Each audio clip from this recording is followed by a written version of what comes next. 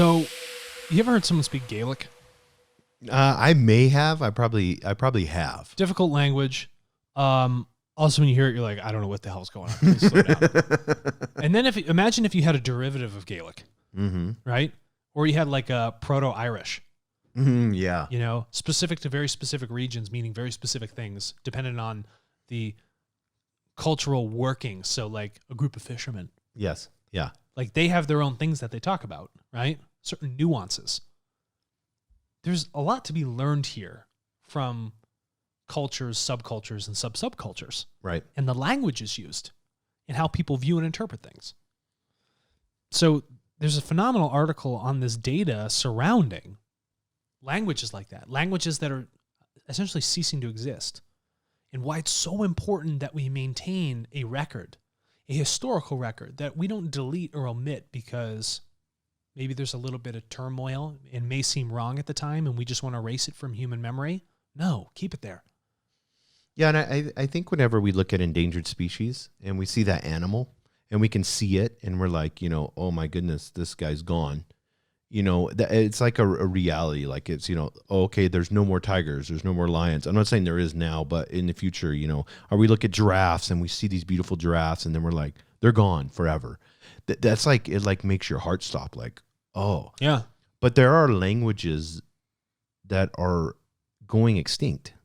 Yeah. And we have the ability right now with the responsibility of researchers to take these languages and put them in because they can help us solve the problems of what our world is facing, because we can always go back in history, and you know this. We can better understand human nature. Yes. So much is baked into story, myth, legend, and the way it's spoken. Yes. And the context carried within that language, and the way people understand ideas. German, for instance, has the ability to string together many different words to create a conceptual idea as one word. We can't do that in English. Imagine if that just eviscerated, like gone. Pff, bye.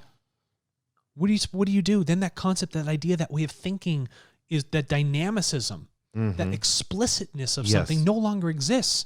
You can't test against it. We need to have this record of language, of the way people speak, understanding their behaviors, their mindsets. It's so important. Just as important as to look at someone's location, where they go. Well, it's even important when we look to the future in the sense of understanding. Machine learning's love language. It's very easy for to decipher language, to understand language. So much input. Yeah, and so whenever and there's rules and all that stuff. So it loves language. But what if we had an AI in Ireland, and it just based off of modern society? Ireland. Yeah, Ireland. Instead of looking like this article talks about, there's this coastal Irish words that were being used, and they talk about them, and I'm not going to get into them, but they were talking about there's this one where it's a 3-bladed knife on a long pole, and there's a name for that, and there's no other place in the world that has the name for that specific. No, for harvesting kelp. Yes. Think about what it teaches you about that culture. It's so rich. Why do you think people were so bummed out when Napoleon just like broke the Rosetta Stone? Yeah, exactly. It's a bummer, because we want to translate, we want to understand, we need to understand the context of history. Right. Because our perspective of certain ideas now are completely different from how people viewed things. So we can't take how we view things now and then go back and start to translate maybe a dead language and say that they thought exactly the same way. We may interpret that word completely out of case. Yeah, like this almost extinct coastal Irish fishing language. Like, here's one example. This is really fun. A sarcastic person. And I can't speak this, but it talks about, it's described like this. So instead of us saying, hey, Alex, you're sarcastic, here's what it is. Like a salted herring from the bottom of a barrel. And if you think about that, it's so descriptive. Well, because it's so beautiful. Think about the sensation of a salted herring. Yeah. If the one at the bottom is absorbing everything, right? Yes. And they're so sarcastic, it's so sharp. You're like, my God, it's almost like a little jarring when you put this. But what did you say? It's so descriptive because they're observing. So a sarcastic person, through this ancient wisdom, you're absorbing everything around you, and that. And I don't want to get too psychological here, but in you absorbing all of that around you, you're creating this negative bias and the pressure of your species on top of you. You are going to be a little sarcastic. It's just, these are the phenomenal things, and the preservation of this data is deeply, deeply important.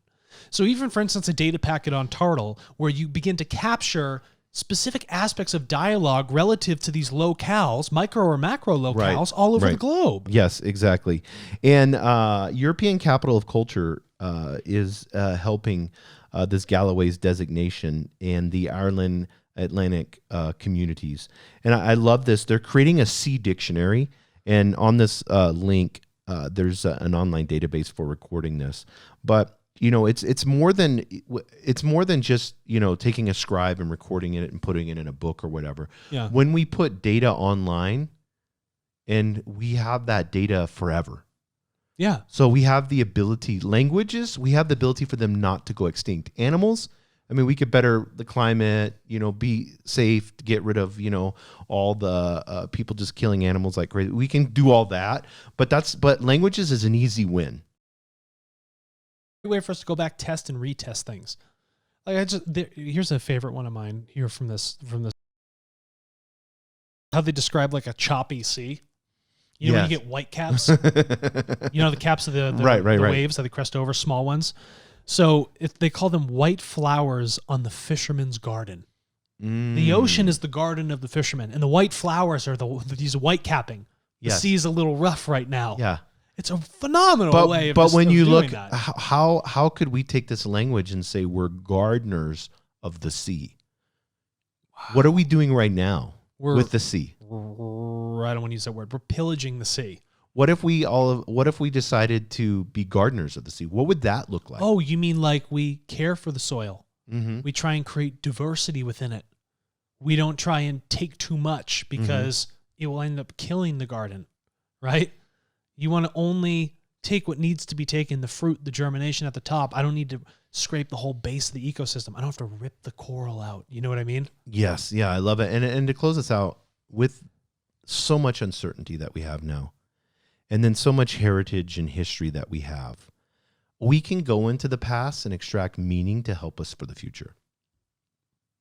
And how do we do that with TARTLE?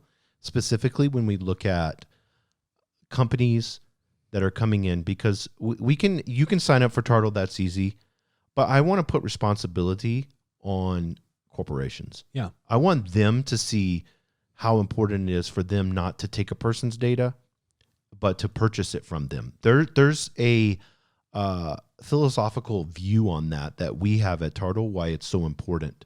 Because when you meet the person where they are, and say, I recognize the value in how you think. I recognize the value in your culture. I recognize the value in your actions. I want to give you something that resembles how much I value that information. Mm-hmm. Let me pay you for that data. Let me be responsible and respectful of you as a human being and what you create.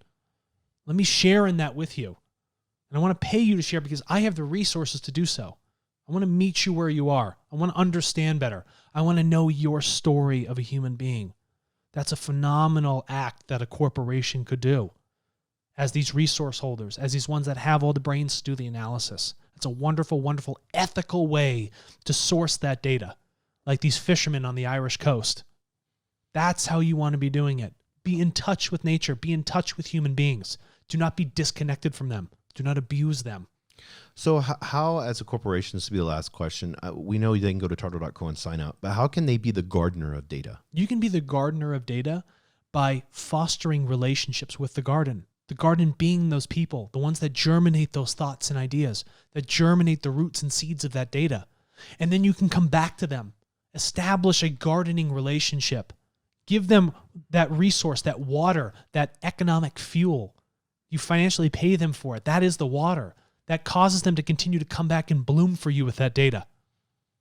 It's not that hard to be a gardener. And not look at it as like a one-time use or have got to be passive aggressive and go around and put people in buckets. No.